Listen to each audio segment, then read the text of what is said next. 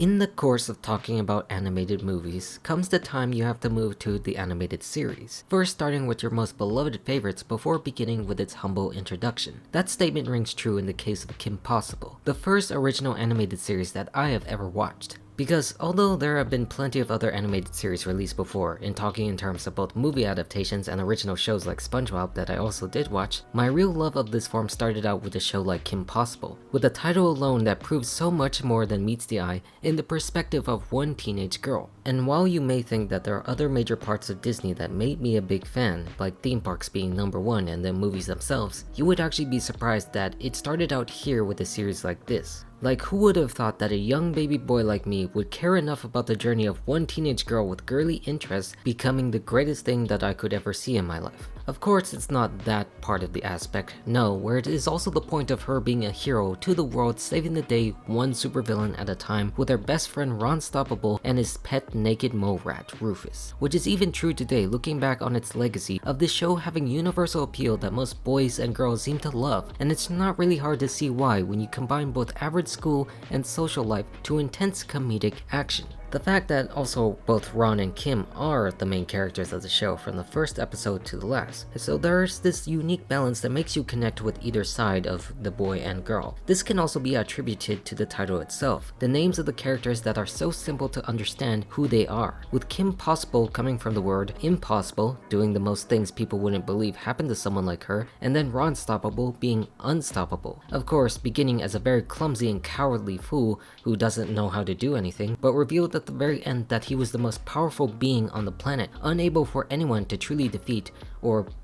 stop. And pairing these two together creates a team of an unstoppable force and a movable object in the way that their bond cannot fully break to become heroes of the world. And looking back upon the series in the current age seems like something that has left a positive legacy, with a strong female lead that has her ups and downs within a group of villainous characters that are both colorful and emotional that also connects with the older audience. A great template that other successor animated shows would follow, like Phineas and Ferb, the series that I idolize the most, even though both are different in a variety of ways, but led the path forward when you realize the shows both ended and started within the same year. About a month apart when the first Phineas and Ferb episode aired, and then the last Impossible episode did, which, speaking to that extent, is where it kind of did help usher in the Disney Channel era that most of us growing up with fell in love with, including shows like Hannah Montana or The Sweet Life following a few short years after the first episode. And going back to the beginning is where the series came from, the creation of two Disney writers who worked on most of the Disney animated adaptations, where in an elevator in the Disney Channel offices, they stated in several interviews that they just came up with the idea with just their names themselves, like saying Kim Possible, saying she could do anything, and then Ron Stoppable,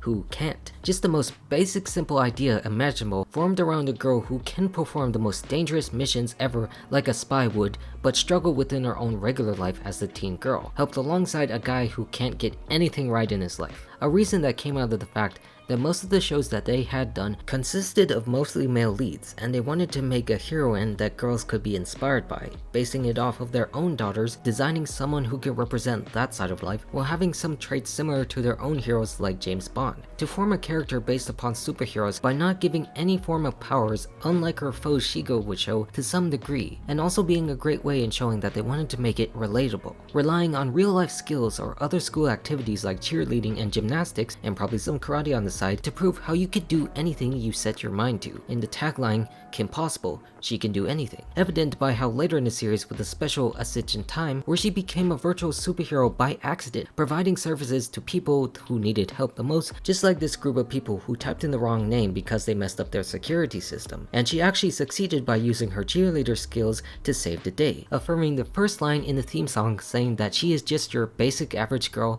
that is here to save the world. But it's not just her and Ron that gets all the credit, where alongside Rufus, you of course get people like Wade, a computer genius that helps Kim get connections around the world running her site, her friend Monique, played by Raven Simone, serving as the bridge between her social life and of course the mission side through fashion and other designs, her family consisting of two doctors in the medical and scientific fields, and two twin brother geniuses who causes a ruckus whenever she's around, which again, thinking about it, seems like another precursor to what Phineas and Ferb did, because two brothers, even though they're not twins in this sense, and an older sister bent on busting them sometimes with their orange hair. And beyond that, you then have their own school being Middleton High, filled with a bunch of characters of differing opinions about Kim and the crew, like rival Bonnie Rockwaller, voiced by Kristen Storms, who did play Xenon in those films, and acted as the polar opposite half of Kim, being bitter and pretentious about her own social life as a teenager and a parallel to what she could be on the negative side of things. And then Steve Barkin, voiced by the incredible Patrick Warburton, who we know as Kronk for Disney, serving as a substitute teacher for the school for so many of the staff at Middleton, having a bitter relationship with Ron Stoppable, not tolerating his behavior on occasion, and then becoming a fellow co-worker at Smarty Mart, serving again as another parallel in the opposite direction of an older gentleman who follows the strict rulebook rather than what Ron does, going off the tangent, being the goofball that he is. Which of course is also followed by the rest of the school, filled with a variety of crushes and classmates that come and go before their own relationship cements themselves. Then, saving the best for last, we of course have our villains, starting with everyone's favorite Draken and the internet icon Jigo for various reasons. Draken was the college roommate of Kim Possible's father, and then turned blue due to various failures of his inventions, embarrassed by his own friends, becoming the evil scientist bent on taking over the world, where Jigo serves as his sidekick, basically both paralleling Kim and Ron on the opposite sides of what kind of roles that they mainly play, being more competent and smarter than Draken on occasion, taking on Kim with her abilities that she got when she was a hero, like the rest of the family of Team Go. A perfect combination of certain degrees of intelligence where one complements the other, whether they be good or bad characters, hence why they work so effectively being the main group of villains. But then you also expand to a vast network of foes like Monkey Fist, who has an obsession with monkey-based powers, becoming more of Ron's own arch-nemesis with his own secret powers and his own fear of monkeys. Then you continued onwards with others like Duff Killigan being the Scottish golfer, becoming a deadly mercenary because of his temper, or even the seniors just being a wealthy family who wants to do evil because it's fun in their lives. Well, maybe the father for the most part, where Junior just mostly focuses on his tan. Or, of course, we cannot forget last but not least, Professor Dementor, played by Patton Oswalt, you know, Remy himself from Ratatouille, in both the original and the live-action movie, who actually ends up being probably the most competent villain that Kim has ever faced from Germany. Of course, there are other competent villains that end up in the series from time to time, but you get the picture of the most notable of the bunch. Where adding them up all together, you create a fun variety that does not ever bore you, attempting to go bigger and better than ever before. I say this most importantly as a response to the basic formula that most series follow in terms of future or past shows, where you have that same plot structure and characters from the first episode to the last, where you use the setting of high school effectively with its highs and lows, both inside and outside, with those characters. The unique style is also represented in the animation itself, where they took most of the inspiration from the Disneyland posters of the 50s and 60s, with the characters' own looks that I think works quite well for a series action spy-based plot combined with modern day dramas in the early 2000s. Not only paying tribute to Disney itself, but also to the likes of other series like James Bond films and other cartoons like the Jetsons, which is just like the music itself at times when we deal with certain situations at play, with the show's composer stating that trying to be current is one of the best ways to sound dated, which is absolutely true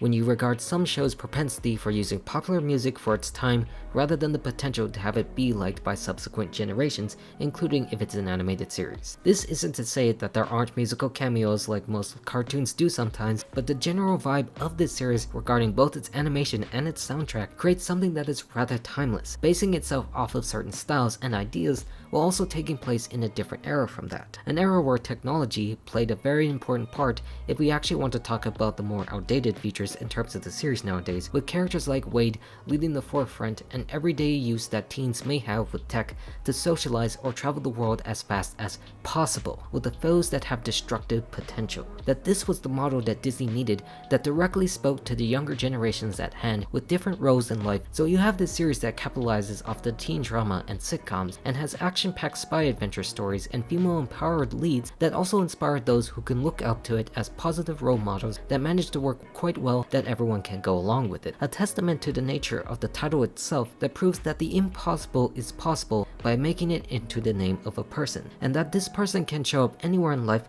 whether they be a boy or a girl in any field that they choose to do so. That you could be both impossible and unstoppable if you choose the right method. That you don't necessarily have to be skilled in the most effective combat, but just having the will to do the right thing when the time calls for it. Not even having it become physical at all on occasion. To chart it all during the course of 4 years of high school as the great stepping stone before we go on our own journey of adult life, battling our greatest foes and accomplishing our greatest love. And it's a memory I'll still continue to cherish today for being so instrumental in introducing the goods that Disney could offer in shorter forms of content storytelling that continue to persevere to this day. And hopefully, this marks the dawn of a new day celebrating the legacy of Kim Possible enduring in the spirit or other media to come. And that certainly will be the truth in the near future. It doesn't matter when, and it doesn't matter where. And I'm all done. Goodbye.